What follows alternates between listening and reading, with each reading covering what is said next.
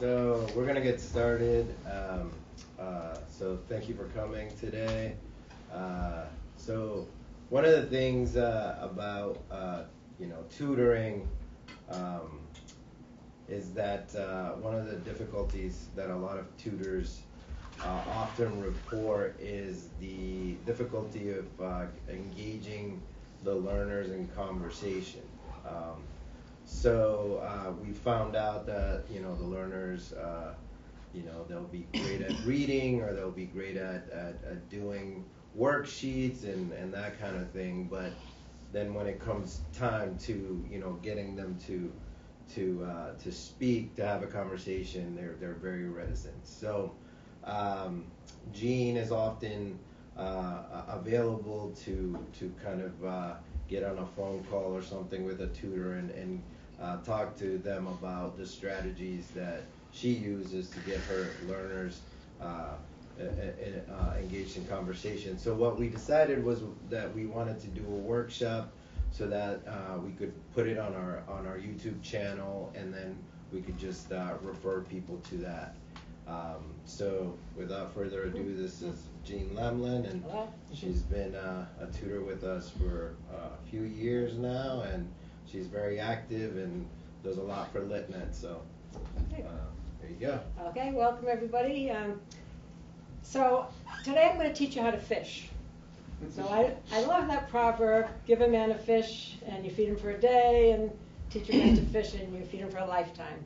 So we're going to have two parts to this workshop. We're going to talk about how to engage people's learners into conversation based on your lessons, but also how to have it disconnected to your particular lesson and just on the fly find ways to create conversation. And I think I like that in particular because I know we want to get our learners to be confident, of course, but we can sometimes lack confidence when we're faced with someone who's just making faces or smiling a lot and not saying anything, and you're thinking, what am I going to do? So if you can on the fly learn to find ways to stimulate conversation in your class, I mean, that can take up a whole half a class sometimes, even longer. If you can learn to just do that very rapidly, that's going to really boost your confidence as a teacher, because you can be in the car and say, just driving, and something pops into your head, and you say, oh, okay, they really need to know the difference between I must have, or I should do something, and I want to do something. And then you think, okay, how can I? And then before you know it, by the time you get to your class, you can create a little lesson where they're going to start talking to you using those two words, differentiating the two, and use your whiteboard as an aid. So, just on the fly, something can pop into your head, and that can be your focal point for conversation. So we're gonna focus on that. So the first part I'm going to talk to you about is when you have a lesson, how you can, after teaching a lesson or while teaching a lesson, get them to talk. Because as Miguel said, you can be amazed at how adept students can be at doing worksheets and reading English and repeating things and doing everything right. And then you turn to them and you ask them a question and they just freeze. They won't use it. And I'm particularly passionate about this style of teaching, and the importance of it is because, and some of you probably heard me say this before, but when I was a child, I went to a French Catholic school. 3 hours of French in the morning, 3 hours of English in the afternoon. And I went from kindergarten through 8th grade. We had the nuns, and we said all our prayers in French, and the verbs, and we did the worksheets, and read and did all that stuff. And I got great grades all the way through. When I graduated 8th grade, I couldn't speak French. I couldn't. You asked me vocab, I had it. You asked me verbs, I had it. If you said to me, oh, what did you do this weekend, or whatever, oh, is that your sister? What does she do? I couldn't string it together. And it's ridiculous, but it was not that customary at that long time ago to use a conversational style approach to teaching.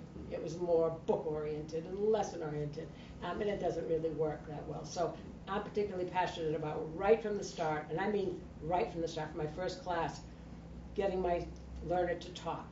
So I'm going to talk at first about the first approach, which is to get a conversation going that's connected to your lesson. Now, if you have a very, very beginner, that's basically your first class with your beginners. They fill out the sheet and your name, my name, and all of that. Right then and there, you can say, okay, my name is Jean. And she'll say yes. I say, can you repeat that? And repeat, show on Google Translate, repeat there, repeat. And she'll, oh yeah, my name is Jean. Your name, and then she has to make the connection. My name is Tanya. Okay, my name is Jean, my name is Tanya. Not just Tanya, but my name is Tanya. That's a sentence.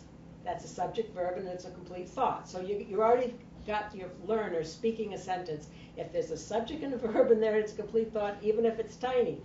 That's what we're aiming for, not just one-word answers. So your first class, you haven't even had your first class, right? So you're going to have them fill out that sheet. My phone number is. She'll see it, and then she has to repeat. And then you say, my phone number is, if you're sharing. Back and forth, full sentences. Short ones, full sentences. Her repeated, I repeated, back and forth. And then if she has a notebook, or he has a notebook, it's ideal if they have a notebook, have them write down David's phone number is in the book. So we're going back and forth, right from the beginning. So in this first class, your learner should be talking a lot, even if it's just repeating what you're saying, just you're feeding them sentences, the person's talking. So that's the idea. And the expectation you want is that they know every class they're going to have to talk, and they jittery at first, and it gets customary after a while. And I want to segue into this psychological dimension to it, because I think there is something about, we as tutors, we do this because we care. I mean, we're caring people generally. And when we see our learner sweating bullets, are looking at us like, God, don't put me on the spot, we want to protect them. And so we start talking for them, which you don't want to do. So you have to watch them struggle and smile, laugh, whatever it is, but help them along. But when they get it doesn't take that long, the expectation that every class they're going to have to talk and repeat and say things back and forth. And laughing a lot is very important. A lot of funny things happen. And talking slowly, very important. I've learned that from my learners, saying to them how much easier it is for them to talk to me.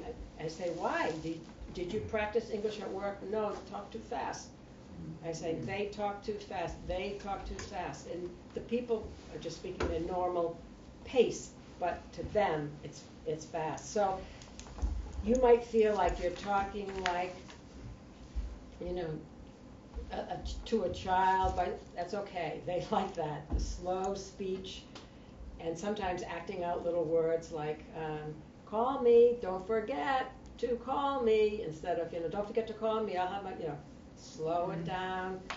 A little bit of dramatization doesn't hurt, and then they kind of get more comfortable. But I can guarantee you, once you have this conversational style in your everyday lesson where they're always expected to talk, that nervousness that you want to protect them from after a while, they're going to not want it, because they get the most satisfaction when they can speak.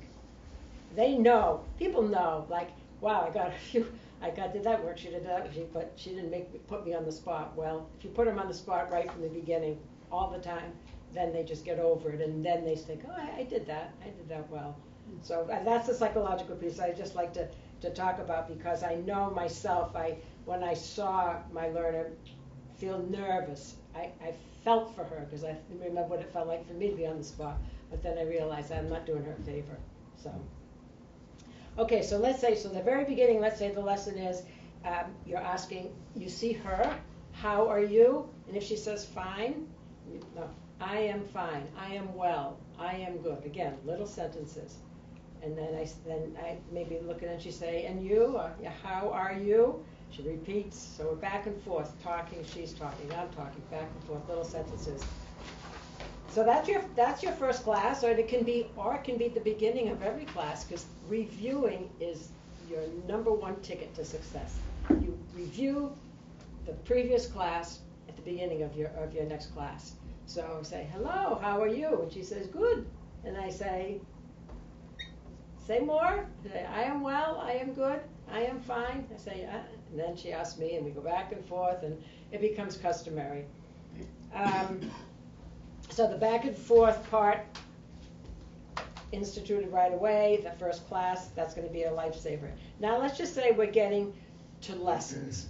You want to teach, one of my first lessons I thought I needed, and so I went and did some research and found a sheet, and I believe it's included in the packet Miguel gives you. It's on adjectives for emotions, sentiments, there's children, happy, sad, stressed, angry, those, I think there's 8 of them. So there's a picture of the child's face. One of them was like this, was sad, the other one's happy. We right off the bat learn those, and there's things called cognates. That means that in Spanish it's the same word in English as in Spanish. So sometimes stressed, I think in Spanish it's stress. So cognates became recognizable to the learner when she saw those words, so that helped her remember them. But that sheet, right after, so I'd say, I am stressed. Are you stressed? I am stressed. And just little sentences, but pointing to the pictures and having her say that so she could identify. Because being able to tell someone how you feel is valuable. I mean, we all say, how are you? Fine, I'm well, you know. But it's nice to be able to, if you need to say, I'm tired, I'm sad, I'm angry, something happened. So those are little words in those sheets, but they're potent. And again, conversation can be generated from that. So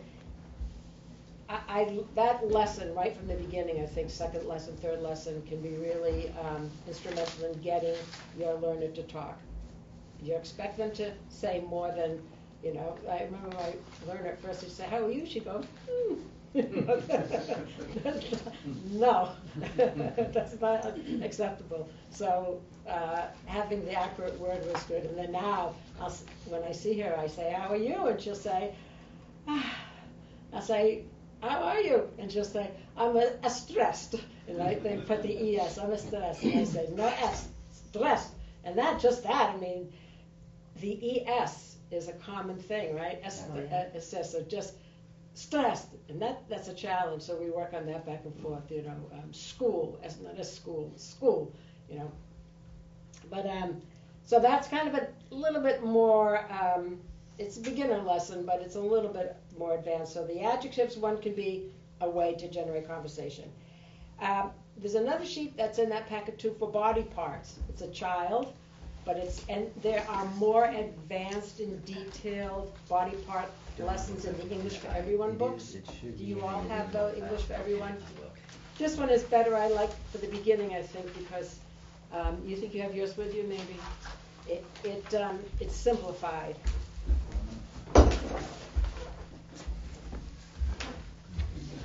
Easy. That's right. Excuse me, David, can I just look in here for a second? Oh, sure. Yeah, so it's right in this packet. Yeah, in the packet. Oh, okay. And it's right behind Yeah, there it is. this. So this is what she's talking about. So that body parts, again, great beginner lesson. You're not going into your textbook and teaching conjugation of verbs and all that. Just picture body parts, and she points. But this is my arm. So right away, again, full sentence. This is my arm. This is my hand. And then you can take opportunity to say, okay, plural now. These are my hands. So this lesson, she's learning this and these. This is my arm. This is my head.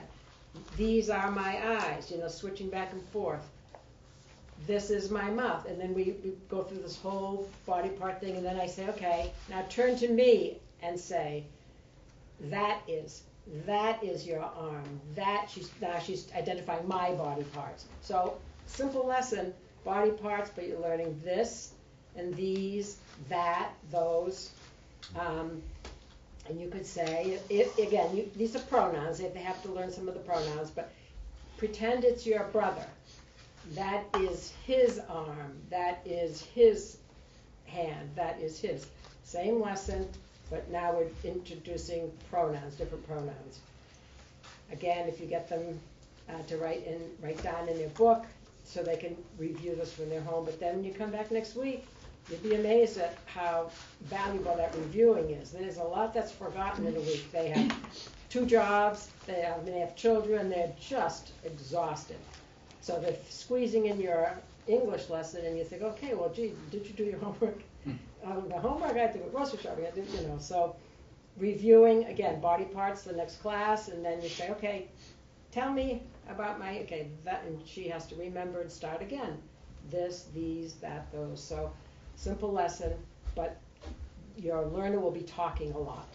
That's the point. You're not doing all the talking. Another lesson, again, so I'm just focusing now on lessons how we can inject conversation or elicit conversation lessons. The word not, you find that they'll say, I no have that, and instead of I do not, I am, are you hungry? I no hungry. No, I am not hungry, and saying the T. That's one I'm still working on because sometimes they just slip into I know.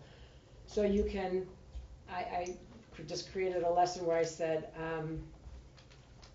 I want you to tell me about all of the food that you do not like. And this is a little bit more advanced because we had learned some food. Even if you like them, just tell me I do not like, because I want to hear it. So I do not like milk.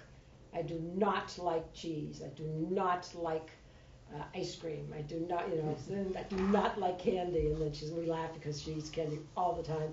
So just silly things, but again, a lesson. And then I'll say, then I'll turn to her and ask her a question. Are you going to the movies tonight? And she has to take my sentence and say, I am not going to the movies tonight. That's a little harder, because she's going to listen in English to the rest of my sentence. But it's a way of just back and forth talking, repeating. Answer my question and steal a good chunk of it to answer it. Do you like pasta? I want her to say no. I do not like pasta. Do you want a ride home? I do not want a ride home. So, you're going to have to help them along with this, but it's repetition, but with a little variation in each one. Again, talking connected to the lesson that I wanted to teach. But like the lesson for not just came up because I thought, I can't take for granted that she knows not, but she doesn't hear it and say it. And so I just wanted to just kind of flood her with this not stuff. And then we stopped, and then we kind of did it again toward the end of it. I said, at the end of the class, I pushed my books away. I say, tell me some things you do not like or you do not want. And then she has to remember 20 minutes ago what we did. And that's a challenge. It's a challenge, but it's simple, deceptively simple, but it helps. Okay, another one, the past tense, teaching verbs, past tense. I don't know why, I do know why. I guess I'm supposed to put in some code in here for getting access to my security, and password, I've gone through every password I could use, but I can't figure out how to do it. Now, what I wanted to show you is, on English for Everyone has a website with worksheets that are simpler than the ones we get in the book. So it's EnglishForEveryone.org. You know what? Miguel, I can just take this off. Yeah. And I'm going to show them now because I think since I'm connected. Oh, you know what? I think I just figured out my password. I think because that's what they want. Oh, no, I got to put this back in. Let me try this once more.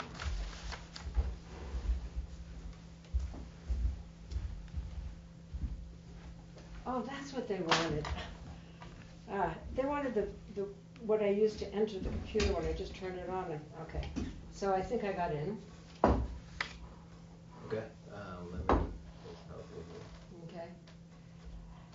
And if we get this connected okay, so this is a website that allows you to, let's say you think, I want to teach the past tense.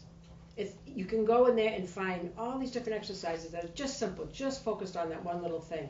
But the problem is, this website has lots of distracted ads and that you think, oh, well, I've got to go here because it says open. Once you go down that rabbit hole, God bless you, because it's so bad. I remember calling up Lee and saying, an hour I can't get out. This thing that says open, well, okay, it's green, it says open. I clicked on open, no. It's like the portal to hell. That was, so I know now how to navigate and avoid them, and you'll see. It still wants permission for screen. So, okay, so, in order to, okay, I said, okay, same. How come it just took me right away? I said, okay. They wants me to. Yeah, I think Okay. you're better off just showing Okay. them. Yes, I will. Okay. So. Take this off here. Okay, so here is my English for Everyone. Let's see. I just typed in EnglishForEveryone.org.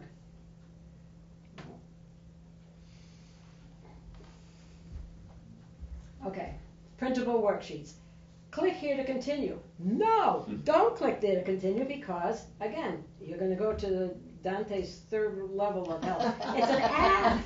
It's an ad. And it's so, it says open. No, thank you. I'm not going to do that either. I'm not going to go this. I'm just going to continue. Here, 20,000 worksheets. Well, you think, yeah, that's great because that's what English for Everyone has, worksheets. No, that's another company, No, it says education.com. advertisement. You got to skip that. So then you go over here, and all of these on the left, that's your ticket into them. That's where you want to go. So I say, all right, what do I want a worksheet for? Something, I'm going to go to verb tenses. Click here to continue. No, you don't click there to continue because that's another website, Farmo Gochuvi or something. So I close it. Let's see. I mean, you would almost want to avoid this because it's so annoying, but once you learn how to do it, here's another one. It's just unbelievable. So I'm going, verb tense worksheets. Finally, I'm there. I go down, and it gives me all kinds of choices.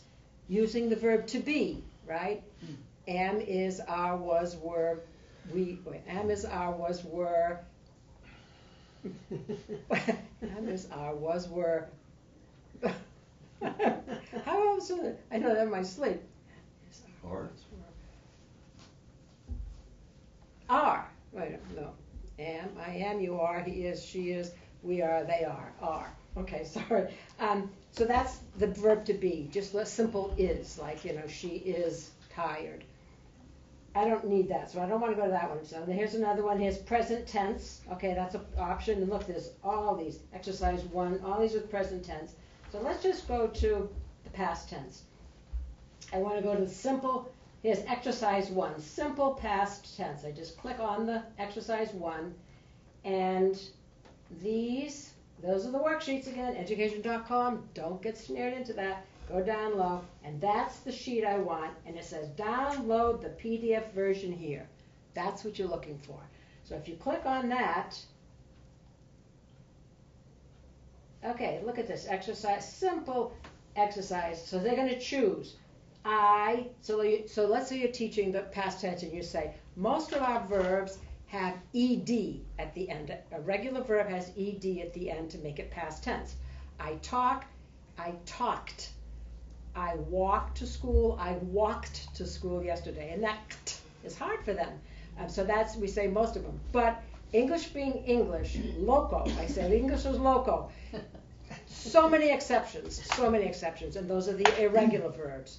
But let's just say we're focusing on regular verbs, talk, walk,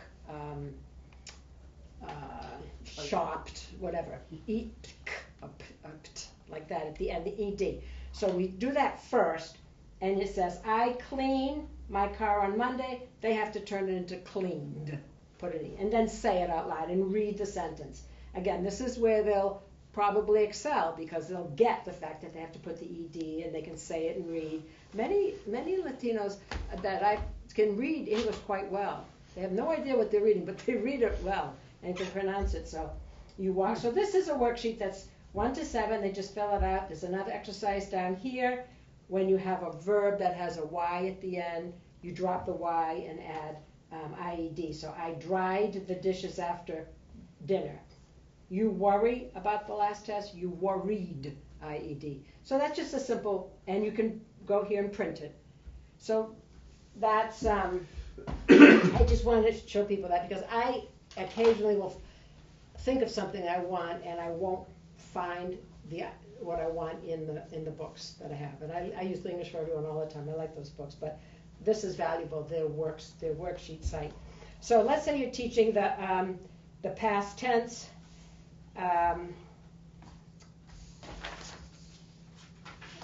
This is, again, maybe, moving along the line now to a little bit more challenge. You could say to your learner, now you want to generate conversation based on this lesson. What did you do yesterday? So you're throwing them into the past, right?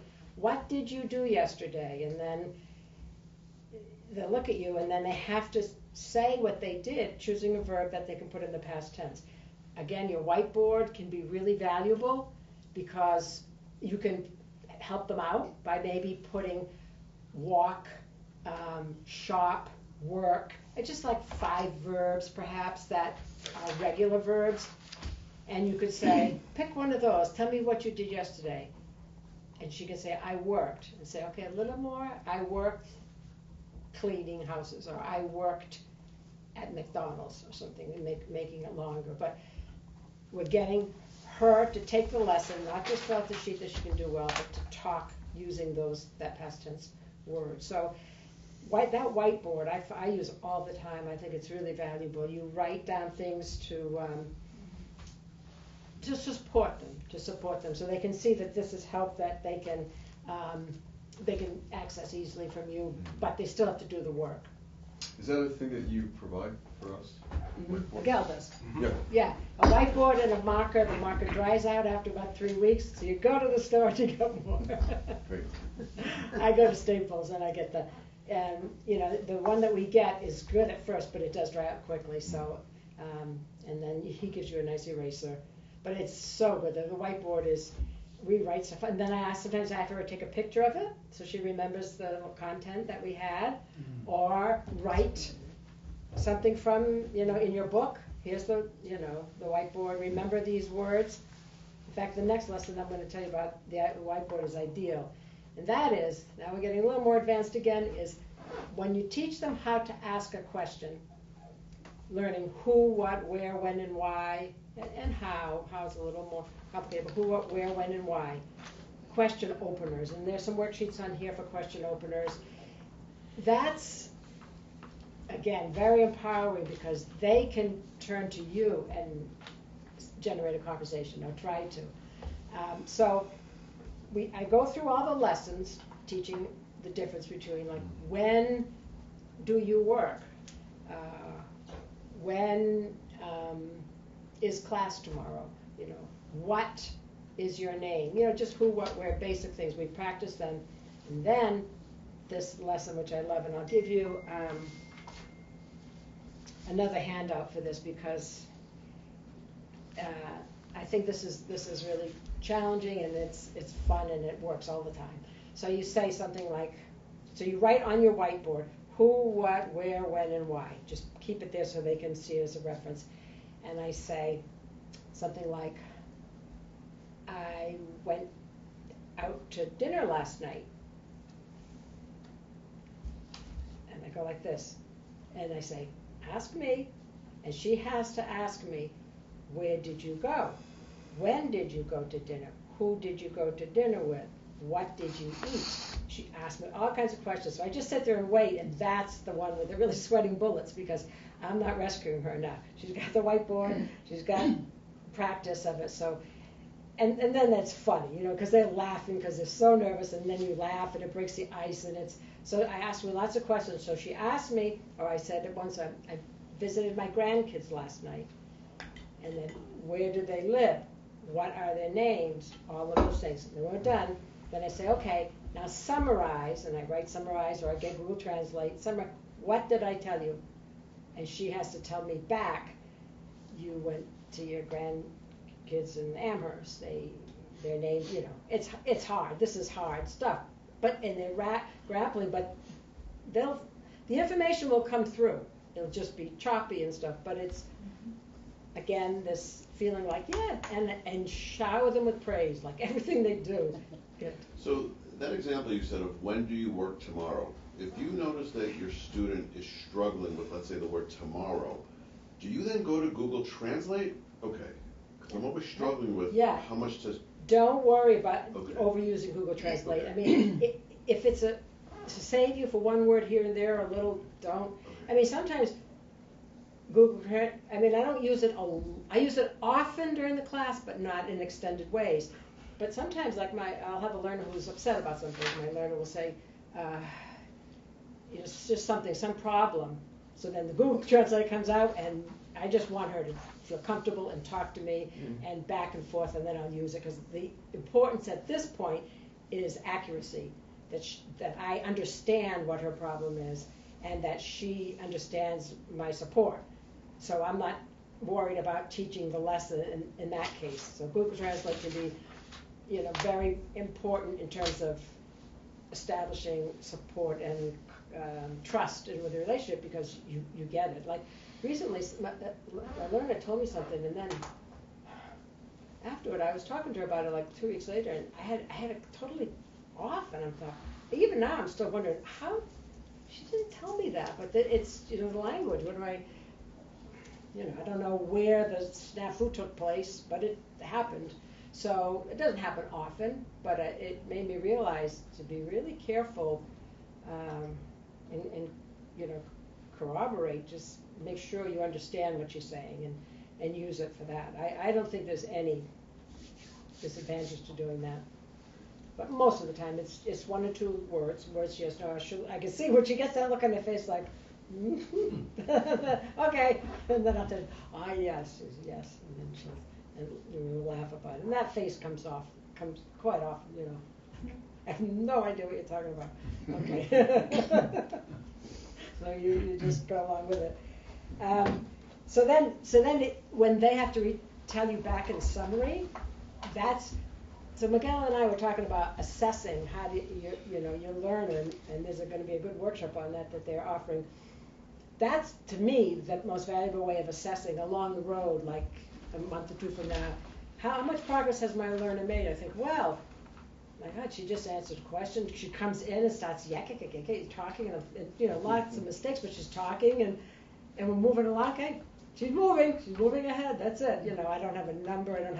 I just know that we're talking and communicating, and her vocabulary's increased, and a lot of us find out we have really smart learners. They're really, you know, they're eager to learn. They absorb things. My learner says, I see it, you know, I see it. She just remembers everything she sees, and that helps her a lot.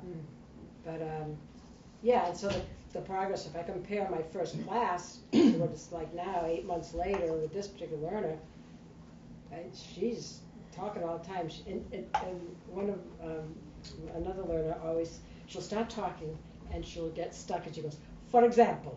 And then she does, and then next she goes, and then for example, and it's always for example everything, and we, you know, the communication comes through, but it's her way of elaborating. For example, and then it goes.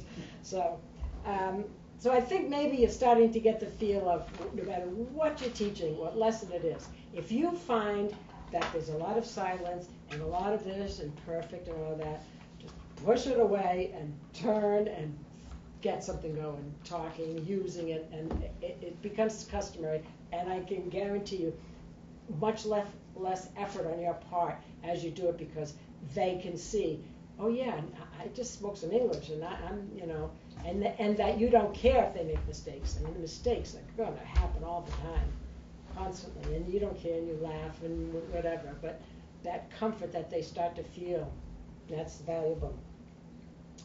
Okay, and here's another. This is So, okay, so now we can kind of shift gears and talk about, like, on the fly, how to create conversation starters without a particular lesson. Because sometimes you might have a lesson that you just want it to be clear and understood, and they understand it, and there's no need to talk about that particular thing anymore. So you just want to start talking about something, but you want them to talk. So I love this lesson. There's another tutor, her name is Jessica, and she once, a long time ago, gave us this idea about using pictures, and someone's at the door, but I think he's pressed the code, so yeah, he's okay, I guess. So she gave us the idea of using pictures to generate conversation, and I love that idea. So I went and got some magazines, which is kind of challenging because magazines, I mean, used to be flooded with magazines. Now people don't seem to have magazines anymore, but the libraries have them. They have old issues, and I picked out a bunch of different pictures that I thought could stimulate conversation, and I bought this laminated covering at Staples, and I just put the ad and I laminated both sides. So now I can use this all the time, and I don't have to keep looking for them. So here's a picture. Now again, this would be a little bit down the road once your learner is starting to talk more. This is a picture, and you could do different things with it. You could say, what's going on here? Tell me what's happening. And you, again, silence. Let them struggle. And they might say, she's cutting cake, she's the butter, ingredients, whatever. Or you could say, make up a story about this lady. Who is she? Make something up. And she could say, her name is Mary. She's a mother. She has 2 children. She cooked cake for her children, whatever.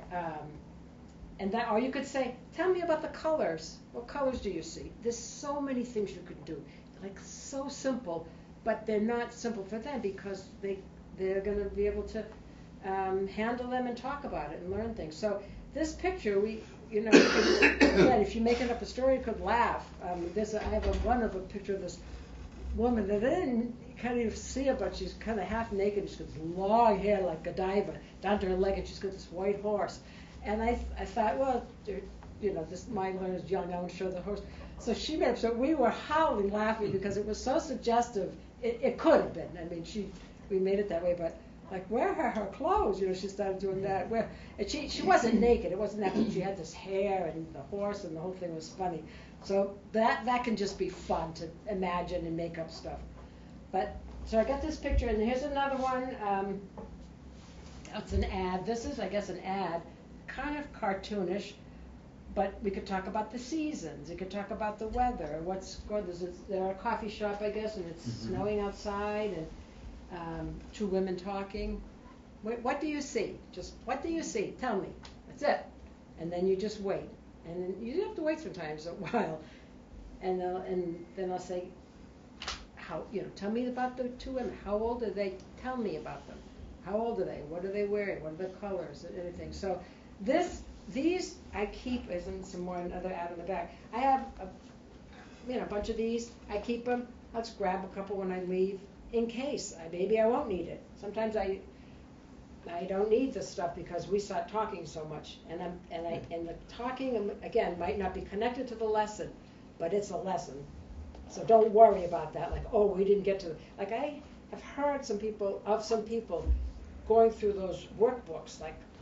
I mean, they go through the workbooks. I'm thinking, and I don't mean to judge them because I don't know, but it made me think like, if you're going through a workbook very fast, does that mean they're talking and saying all this stuff? You don't know. I guess it's my childhood. It's my childhood trauma coming back of elementary school. Not really. It wasn't traumatic, but it was, again, the lesson-centered and not the conversation-centered. So that's what I'm always kind of weary of doing it. So I keep these. If I don't need them, I don't need them, whatever. And I bring the Sam and Pat book. I don't know if any of you have the Sam and Pat book.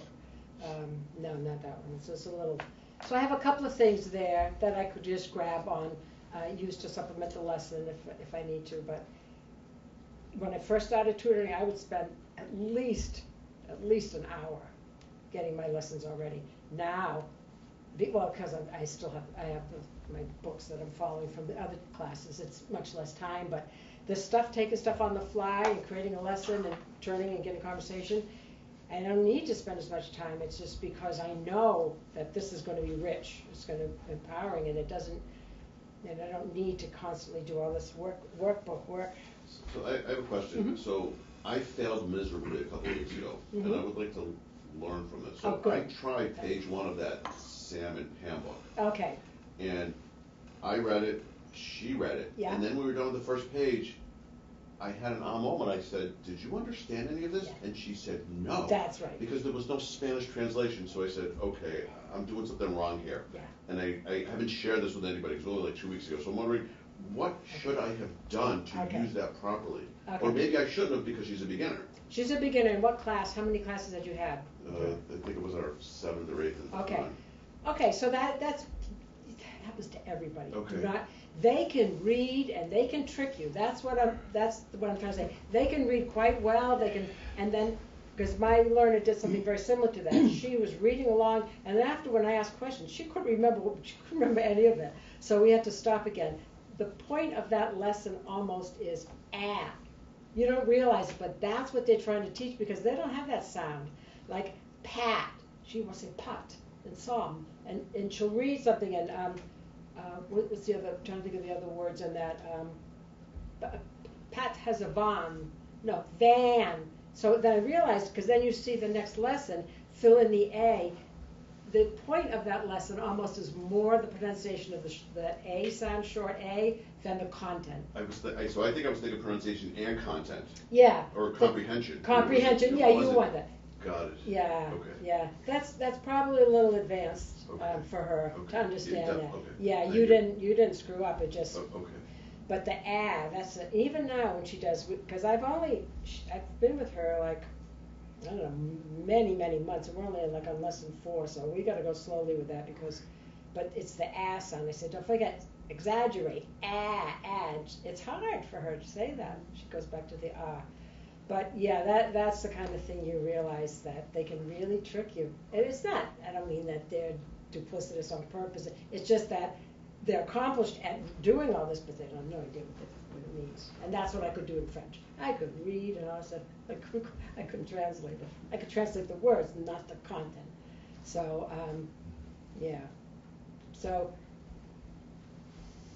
go back to lesson 1 someday. But just see if when you have time, and that is not because that's complicated if you think about it. She couldn't even remember Sam and Pat. Where I couldn't even either because Pat can be a man. Sam could be a woman. I mean, Sam, Samantha, Pat, Patrick, Patricia. So I'm always mixing up the two. So if it says Pat likes work, Pat has to go to work. She says, yeah, no, Sam, no. So then we laugh with them. You have to go back and look. So that's complicated. And then the van is another word that they're not familiar with. Going to work. He gets mad. He's mad because he doesn't have the van because Pat has it. And she was. It's juggling too many similar things to me. What is this book? I don't have it with me, but it's a workbook that they didn't have a lot of copies of it, and I can't let my learner write in it because I know I'm not going to get another one. So I go to the library early and photocopy the worksheet part. But it's 2 people, a husband and wife, and Sam is fat. Oh, okay. He goes in the van, and there's all that, so that all the A, and then so you remember Sam's fat because that's the husband, that's the one she. It's a phonics book. We have Yeah, it in the phonics. office. What's the We name do of have it? some more. It's called Sam and Pat. A Sam and Pat. And it's Okay. funny. It's funny. They're very funny things, and so it's valuable. It's just that you're right. It can be deceptively. It looks deceptively easy, and they have to remember who, what, and then answer some questions and go back and look and. But for pronunciation? The pronunciation, Yeah, the Sounds like ads, it's very good, yeah, it's which very is good a for big that. concern of my learner. And we all have those. Yeah.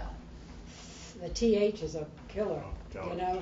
I know. That's- And we still practice it like this has a vibration. But if you say think, it's softer, but it's still this like this. So think and this and you know, and the V and for B and V and all of that. But I don't constantly correct my learners' pronunciation, but I do quite a bit, but just in a gentle way, because I remember being someplace where this woman was speaking very fluent English. She was Latina, very fluent English, on and on explaining everything, but her accent was so strong, I kept missing a lot of it, and I felt bad because I thought, wow, you've achieved so much, but that pronunciation, and it might have been that particular country she came from was the stronger rolling of R's and stuff, but so I correct quite a bit, but just in a gentle way, you know. Don't say it again, say, you know, the cat, not cat, just, you know, we do that kind of stuff, and, but, yeah. I have a question, Yeah. because my learner simply does not get enough, doesn't hear enough English. Yeah. And that, you know, she will listen to movies at work, and English. in English. Okay. Yeah. Good. Right. Good. And I have wondered about presenting her with saying, don't even worry about comprehension. Just listen. Good. I haven't done this yet. I've thought about recording something and giving it to her to listen. Good. I'm Try it. just Yeah, I think you should try it. And have a repeat, ad This is- infinitum, all the correct ways of saying something, just, well, that's a different thing. This would be simply to get the sound and the rhythm of the language without worrying about the comprehension. yeah, right, Like, yeah, just because Yeah. she's very good with the getting Visual. things through the eyes. visual, yeah. The visual comprehension. Mm, It's the spoken and the auditory. yeah, My learner found a website that he loves, and it's got a lot of different scenarios, but it's basically two people having a conversation, very simple conversation. They throw in some idioms here and there, but it goes through 4 phases. One is listening, then they pull out the vocabulary elements of the conversation, and then they have repetition. You repeat back what they're saying, and then they have in the 4th stage, it's blank. Parts of it are blank, and the learner fills in. And it was very interesting, and my learner loves it. What's the name of it? He told me about it. yeah. I will look at well, actually, I can tell you in a sec. Just give me a minute here too.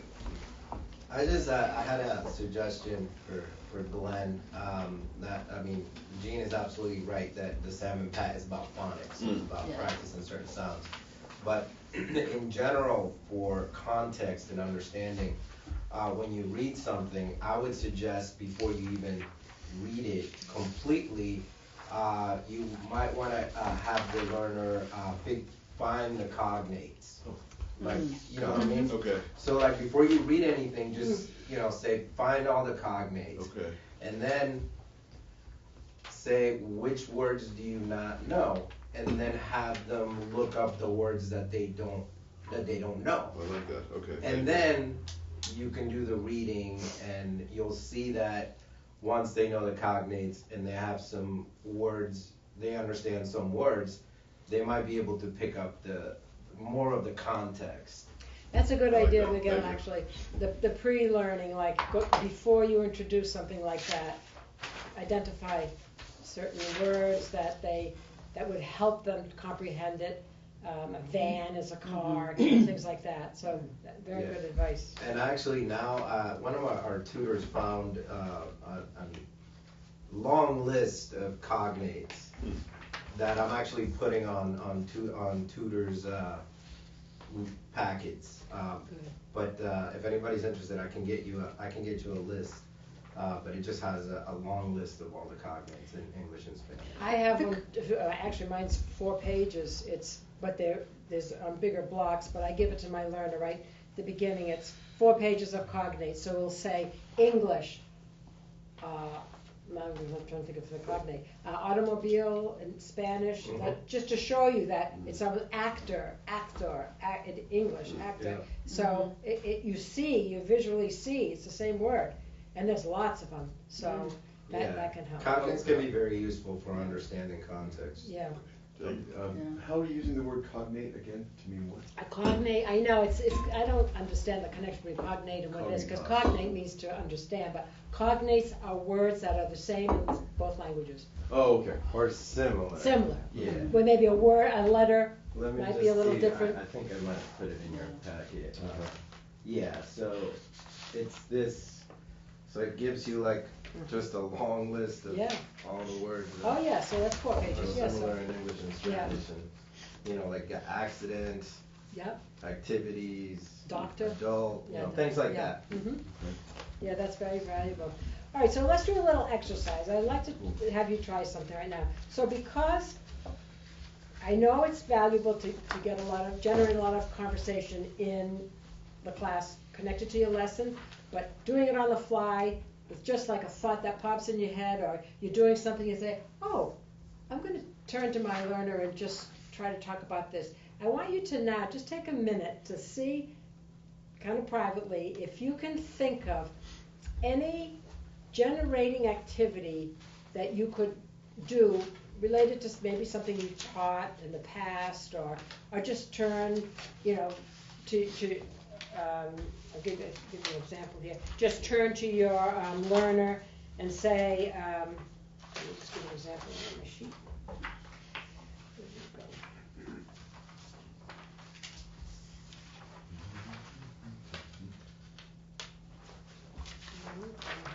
But anyway, turn to your learner and say something like,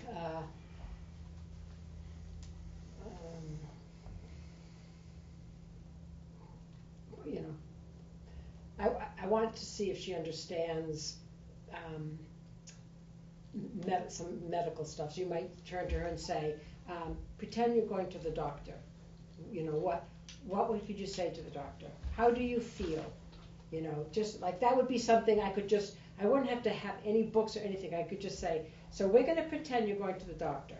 And then I might write, the word ache, A-C-H-E on the board. Like, this is something that just came to me in the car one day when I was driving. I thought, oh, if she goes to the doctor, does she speak Spanish, or does it have to be a doctor at VIM who speaks Spanish? What do you say? So I thought, oh, she should learn these basic words: ache, stomach ache, headache, swollen, it hurts. Like, just like 5 basic things. So we just at the end of the class pushed everything aside, and I got the whiteboard, and and she loved that. I mean, and then A-C-H-E, of course it looks like ash or aish, it makes no sense. And she's saying ch, and I'm saying, no, another loco, ache. So she knows English, here we go again. So we did this whole thing, and she took a picture of it, and then she wrote about it in her book. So it was, what I could say on the fly, like generating conversation on the fly, just a little something that I didn't throw it all in her court and say, tell me what you say at the doctor, without her knowing, but her seeing that, then we could play around with it. So I just think it would be valuable if you, on your own, can learn to appreciate a thought that pops in your head for a lesson. Or, like you were talking about your learner learning words connected to her job. Yeah. So maybe something like that. You just think and say, okay, I'm going to just ask her, how do you clean a house or something? What do you do? That's it. That's the thought that pops in your head on the fly, and then you sit there and you just kind of. So that's the kind of thing. If you can learn about the fish, if you can learn to recognize the opportunities that pop into your head that you might not even have paid attention to, then you have this like treasure trove of all ideas and ways to talk with her and to show her little things and create your own lessons, and rather than having to sit down and have a perfectly structured first part is this, the second part is that. That's good to do, but it's also really good to understand that you have the ability to see what they need, and you can stimulate them, and you can do this just on your own. It's there. It's just having the confidence of it. So let's just see. Take a minute, think about maybe something that you could use on the fly as a generating conversation tool. If somebody has some, we can share. But I'm not going to talk for a minute because I want you to think.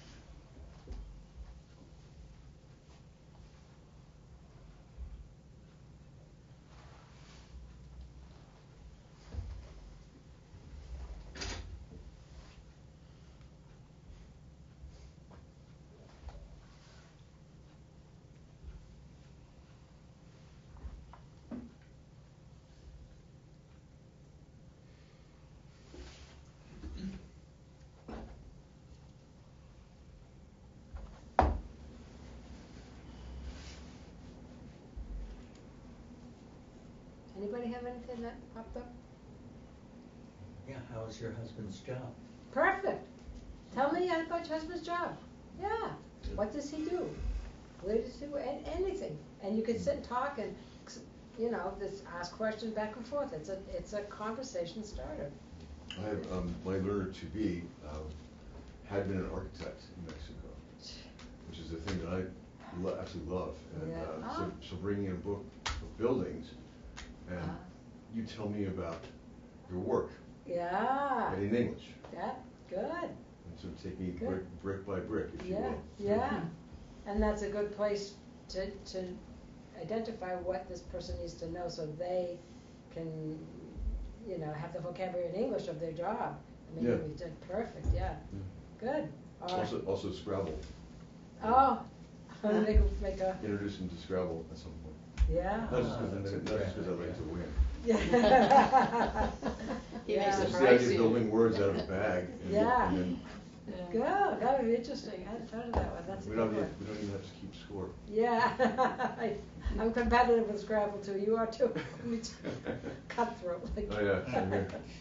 Yeah. Yeah. Oh, that'd be good. Yeah. It's a bad vice, but. Yeah. And then maybe too, his favorite, style of architecture or something. There's all kinds of stuff. Yeah. Yeah, it Good. opens up a. Yeah, it does. Yeah.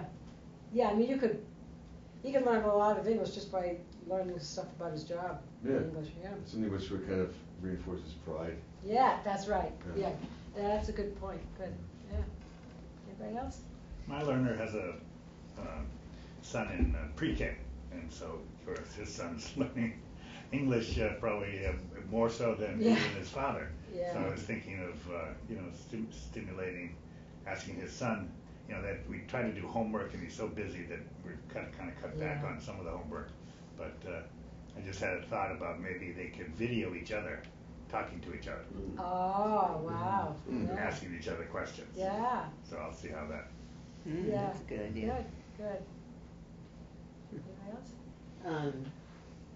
My learner enjoys activities at the libraries with her 5-year-old, and we've gotten bilingual children's books at the, both in Pittsfield and here in Lee. So, I can ask her about the library. Yeah. And maybe role play. Pretend you want to take out a book. What do you say? But just something like that would be good. And she also has a daughter who is picking up English pretty fast at 5 years old. I've noticed a lot. I've heard other people say this too. If there's another person in the household who speaks English, and you say, "Oh, well, do you talk English?" You learn to. Nope, they don't do it. Wow. Yeah, and Yes. my first learner's son, very fluent in English, and I said, "Oh," and I went in the car with both of them. I'm talking to them, saying, "Okay, I want you two to speak English." she was embarrassed to speak in front of him because she was just learning, and he was, it's just the whole complicated, but they don't take advantage of it and teach each other. It's not like school time in the house, no way. It's just back to the, so, yeah. And that's another topic that can just pop up. You just, tell me about your family. You know, they have to learn daughter, son, uncle, aunt, you know, big family, you know, just general. How many people in your family? You know, no. Yeah. Anybody else? That was a big conversation I had with my learner. He's got a complicated family, half-sisters, step-sisters. Some live here, some live in New Jersey, and they just, an entire, I think like half an hour we spent just going through his family. Yeah. And then I have a complicated family too, so I explained a little bit of that as well, you know, so. And the talking in English? Yeah, Okay. all in Yeah. English with some Google Yeah. Translate help. And I find Right. sometimes Google Translate helps with vocabulary. It's Yeah. like, oh, okay, that's the word. Okay, good. Now I can. Yes, you know. oh, definitely, definitely. So there's that. Yeah. And then he tells, well, anyway, that's one suggestion. Yeah. And you know, if they cook anything, or like my learner, What'd you have for Christmas? I said, what'd you have for breakfast today? And she said, arepas. And I said, tell me how you made them. And then, you know, I couldn't help her because I've never made them, or I hadn't even ever had them before. It's like a cornmeal thing with. Yeah. And so she, you know, the ball was in her court because she knew it. Tell me how you make them. And I just waited, and you know, she said masa, cut cornmeal, yeah, and the butter, and then she fried them, and again, just on the fly. What did you have for breakfast? And that can be ingredients, talking about things. What's your favorite food? Tell me what you know, something like that. Yeah. Anything pop into your head? Or? Yeah, I think I want to borrow some of your library idea. Whenever we go to the library, we always sit in the same seat, same spot. I think I want to take a field trip today of the library and say, hey, what do you see, or tell me what this is, because there's a lot of things in the library. You see the books, the posters, the desk. Yeah. So I think it's an opportunity. Does she take books out of the library? Not that I'm aware, but Okay. that But could be another conversation. Yeah, in the sections, fiction, Right, non-fiction, yeah. bathroom, Yeah, a right. baño. Oh, yeah. Right? Yeah, basic stuff. All right, so I guess, you know, you get the idea, and I think as much as you practice this with your students, practice in yourself, trying to recognize when you have an idea that you can just use to start a conversation, independent of maybe the particular lessons that they'll kind of come out organically, but just on your own, that you have ideas that can be pursued just like that. So simple as that. Or, you know, tell me what clothes you have on. They have to, you know, the shoes, the pants, you know, talk, or tell me what you like, or tell, all that kind of stuff is available to you all the time in a lesson, and it gets them to talk. So it's not just one word. These are my pants, these are my boots. Are they comfortable? Comfortable? What does comfortable mean? You know, that kind of stuff. So, okay, and I put my email on one sheet and my phone number on another. Anytime you have a question, I'm available. Online, it's there. If you're interested in that website, it's a YouTube. It's a YouTube series of videos. It's called English Speaking Practice for Beginners. English speaking practice. English speaking practice for beginners / improve English conversation. And it's got a ton of different videos. And of course they keep interrupting, wanting you to subscribe and all of that. Yeah. But if you just ignore that, it keeps going on. Good. And it's just something to check out. English speaking practice for beginners, YouTube? On YouTube. So, Who's this? Karen, Mm-hmm. would you be able to post that on the Tutor Cafe? Yeah, I think so. I'll Yes, try. That would be, because Maybe I'll need to get your help. But yeah, okay. yeah, I mean, it's actually really easy. Like, if I wish I had my computer here, but Okay. you just go to like ESOL, and then you copy the link of the video, and then Okay. you copy it to the. Paste it. You paste it to, you know, whatever. You just put like a little heading like the name of Helpful the tutor. video. Oh, okay, And yeah. then you can write a little description like, oh, this is a video that Yeah. my learner found. Mm-hmm. So what I want to do is everybody knows about the Tutor Cafe, Mhm. correct? So we Okay. want to get the Tutor Cafe to be more active. So a lot of times I hear from tutors like that they found a great resource, but Okay. I'm thinking like, let's bypass the middleman and let's just put the stuff on the Tutor Cafe, you know?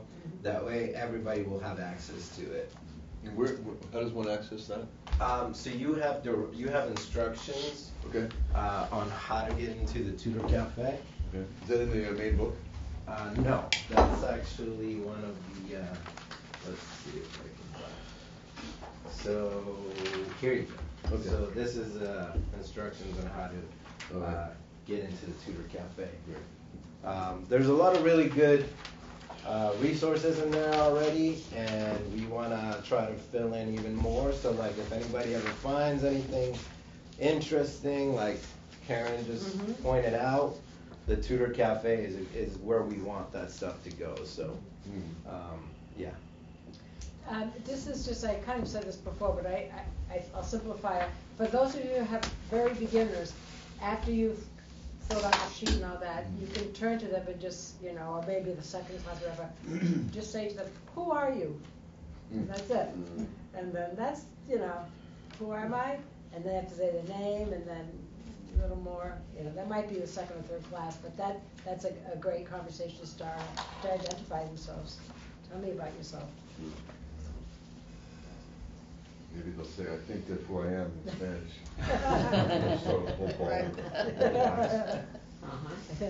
Yo pienso. Who am I? That's a very philosophical question. Yeah, that's a question. Yeah.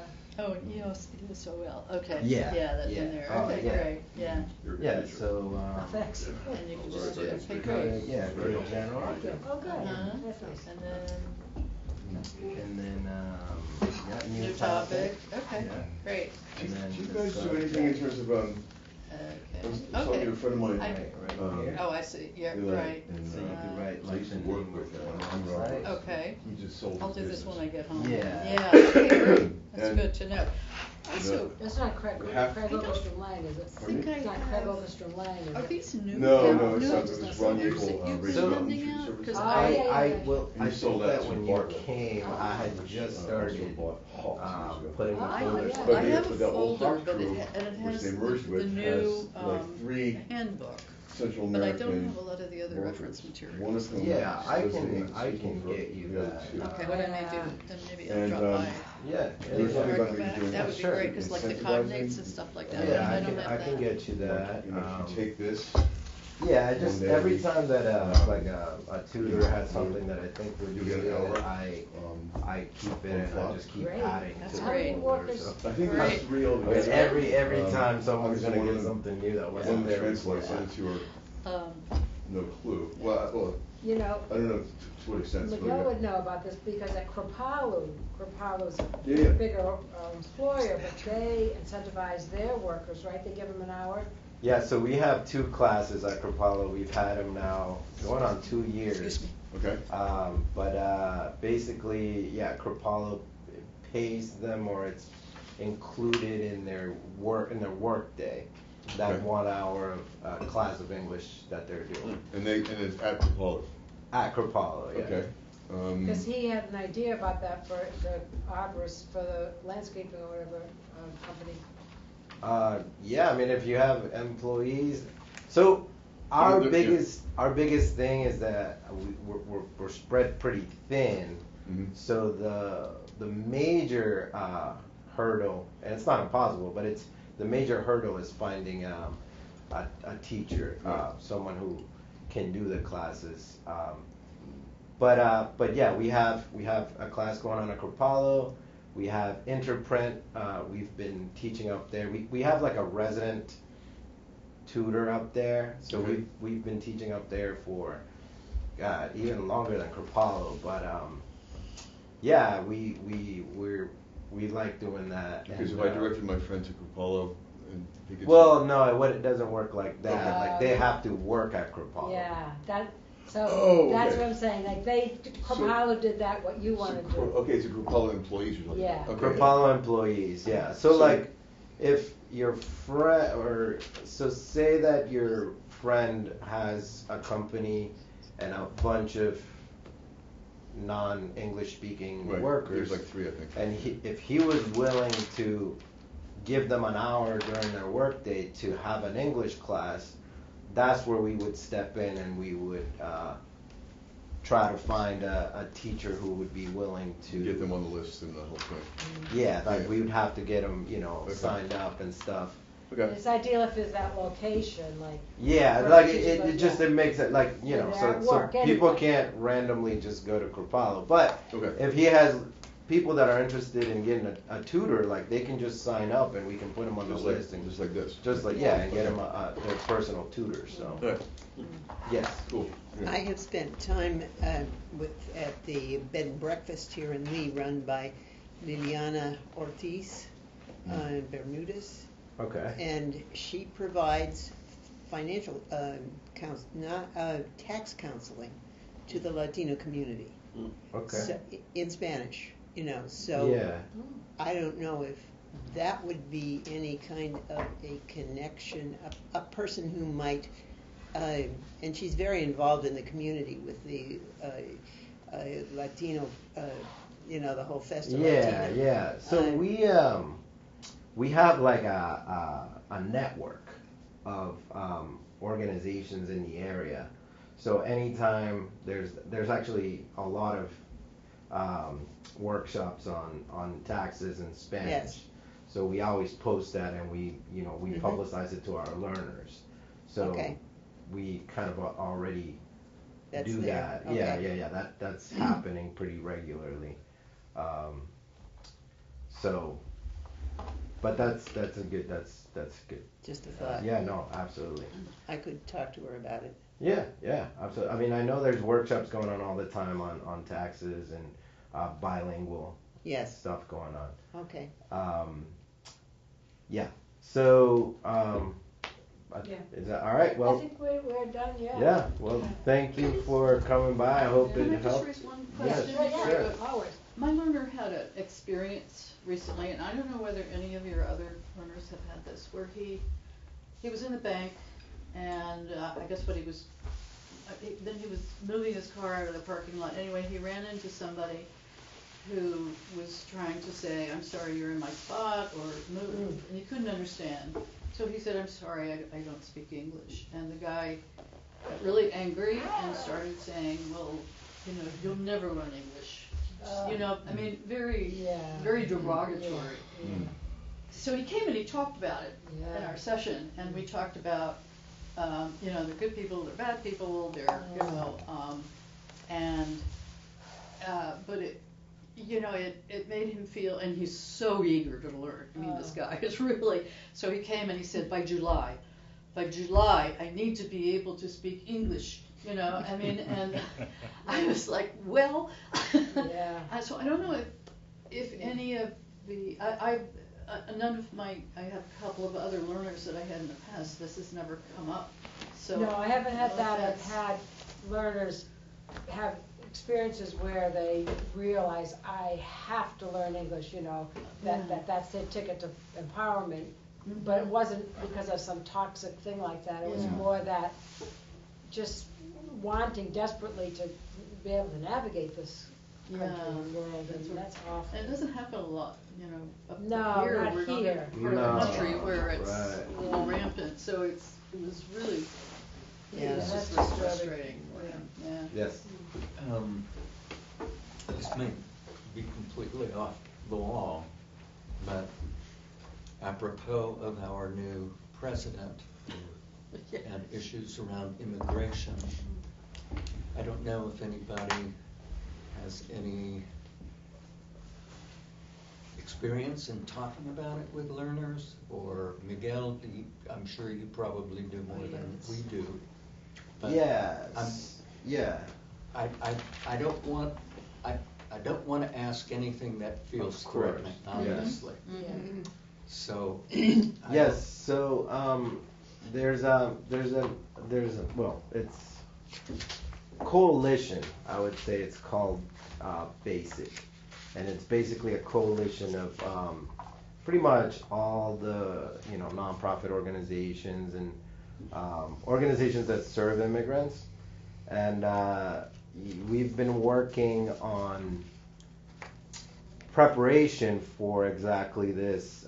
So we've been doing a lot of work on prevention, know your rights, that kind of stuff. And we will be doing a know your rights for tutors with the purpose of giving you the information so that you can then be able to speak to your learners about it with a little bit more knowledge. So be on the lookout for that. We will be doing that in the near future, so that you can have knowledge on that and be able to speak to your learner about it if it comes up. Is that in fact a requirement to be on the list for a tutor that you are documented? Or not? No, we don't ask. So anything, so something could come up apropos. Yeah, which is exactly why we want to do this. Know your rights for tutors, so that Which way is Canada? so you can be knowledgeable on the subject. And again, like, everything's kind of as it comes, because now we don't know what changes there's going to be, so it's kind of like all on the fly, Okay. But there's already things in motion in terms of teaching our learners about prevention and about know your rights and about what to do, what not to do. Prevention of what? Prevention of, like, putting yourself in a situation that you might be putting yourself at risk. So prevention means, like, when you're driving, make sure that your lights are working, that you have an up-to-date sticker, that that you have your license. So that, like, you're not sort of being exposed, because anything like that could be a catalyst for something more. And so we're just putting out we're sending out that information to our learners and being like, here's a checklist of things you might want to check out before you drive. Like, always drive the speed limit. Just don't put yourself in any position that might be at risk of anything. That's what I mean by prevention. Right. Okay. Amongst other things, How to like, react. yeah, or how to act, if you do get stopped, how to approach that situation. So, we've been doing that. Lots of organizations, lots of good leaders out there are, making sure that we're doing what we can. Okay. Good. Yeah. All right. Well, thanks everybody for coming. Great. Well, thank you.